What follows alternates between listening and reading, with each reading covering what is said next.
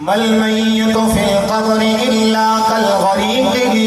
مُتَغَمِّسٍ يَنْتَظِرُ دَعْوَةً تَلْحَقُهُ مِنْ أَبٍ أَوْ أُمٍّ أَوْ أَخٍ أَوْ صَدِيقٍ۔ آپ کے اور میرے لجپال کریم رؤوف رحیم نبی نے فرمایا، او میرے غلاموں، جس وقت تم اپنے کسی مردے کو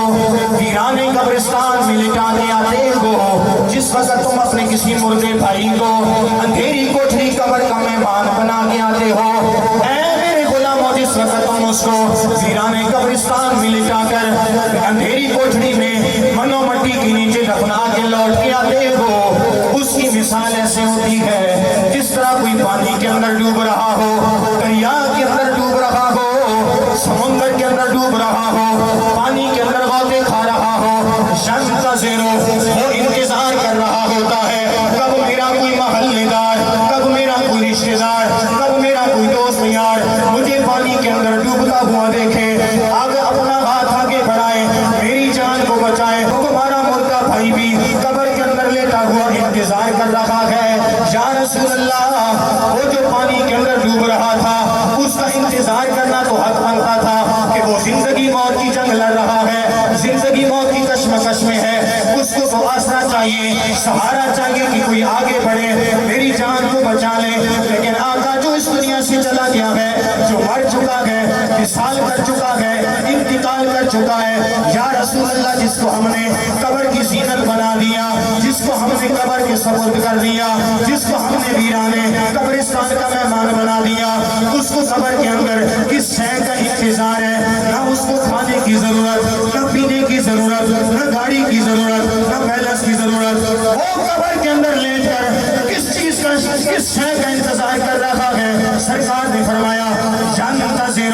دعوة، وہ قبر کے اندر لیٹ کر تمہاری دعا کا انتظار کر رہا ہوتا ہے۔ یا رسول اللہ، وہ کس کی دعا کا انتظار کرتا ہے؟ فرمایا، ينتظر دعوة تلحقه من أب أو أم أو أخ أو صديق، وہ قبر کے اندر لیٹ کر انتظار کرتا ہے کب میری ماں میرے لیے دعا کرتی ہے، کب میرا باپ میرے لیے دعا کرتا ہے، کب میری اولاد میرے لیے دعا کرتی ہے، کب میرا بھائی میرے لیے دعا کرتا ہے، کب میرا کوئی دوست یار محلے دار میرے لیے دعا کرتا ہے۔ یا رسول اللہ، اگر کوئی زمین پر بیٹھ کر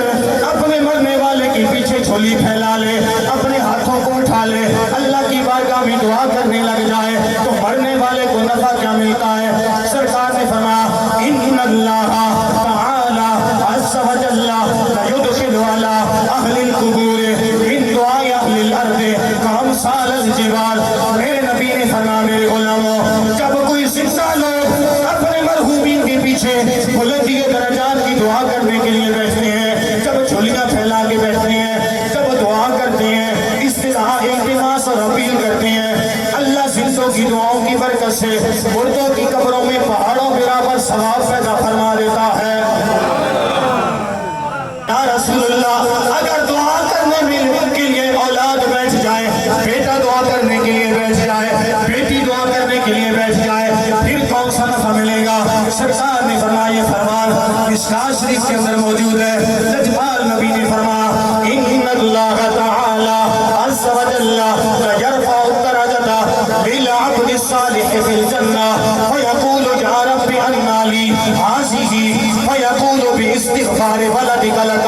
سرکار نے فرمایا، او میرے غلاموں، جس وقت کوئی بندہ اس دنیا سے جاتا ہے، وصال کر جاتا ہے، موت ہو جاتی ہے، تم نے اس کو قبرستان میں لٹا دیا، خالق کائنات نے اس پر احسان کیا، اس پر انعام کیا، رب ذوالجلال نے اس کو بخشش کا پروانہ عطا فرما دیا، وہ جنت کے بالا خانوں میں ہے۔ لیکن ایک وہ مرحلہ بھی آتا ہے، وہ وقت بھی آتا ہے کہ ان اللہ تعالی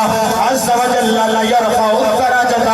للعبد الصالح فی الجنہ، کہ رب کائنات اس مرنے والے صالح بندے کے درجے کو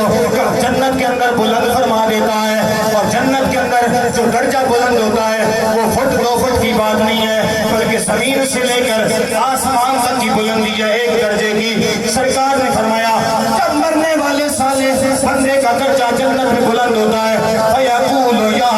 رَبِّ أَنَّى لِي هَٰذِهِ، وہ اللہ کی بارگاہ میں عرض کرتا ہے، اے میرے مالک، اے میرے خالق، اے میرے پروردگار، اے میرے پالنہار، یہ جو تو نے مجھے پہلے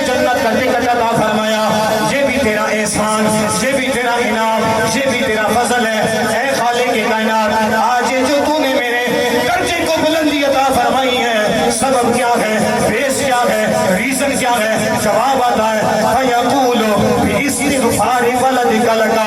آج تیرے بیٹے نے تیری بخشش کا سوال کیا ہے، آج تیرے بیٹے نے دعا مانگی ہے، ہم نے تیرے درجے کو جنت میں بلندی عطا فرما دی ہے.